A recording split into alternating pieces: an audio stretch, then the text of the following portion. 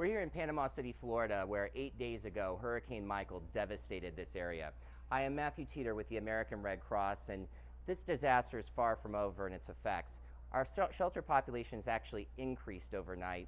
People are returning to their homes and realizing that they're unable to stay there, that they're unlivable conditions. I want to introduce you to Roger and Catherine, who survived this storm and are now staying with us here at the Red Cross shelter. We've only been married for maybe a year and 3 months, and we went to high school together. I was nuts about her when we were kids, and unfortunately my best friend was who she started going with. So finally we graduated from high school. I went away to college, and she married Ken, my best friend. They were married for 58 years. She and I were married for my wife and I were married for 56 years. And I didn't see her all that time. And then about 2 years ago, I got a letter from her. So I called her back. And when I called her back, it just all came back.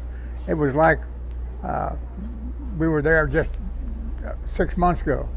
Anyway, we talked for an hour and a half, and I didn't know she had lost her husband, and of course she didn't know I'd lost my wife.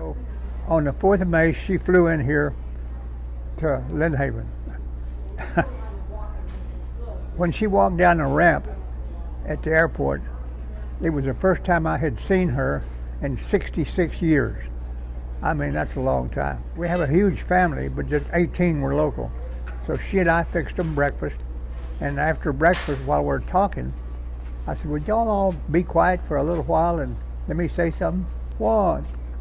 I said, I want y'all to know that I am really in love with this woman. And I turned to her and I said, honey, will you marry me in front of the kids, the grandkids, whatever? And they almost fell over, of course. And she said yes. And so I kept saying, let's leave, let's go out of the town, and we decided to come stay. I was a little nervous because I'm used to this kind of a storm. But with his help and his strength, I made it wonderfully. And Red Cross had a lot to do with it because I was very comfortable when we came here. It really did help me to have Red Cross waiting, and it gave me courage. And I had no problem after that. We have been so impressed with what they've done with #1, the Red Cross.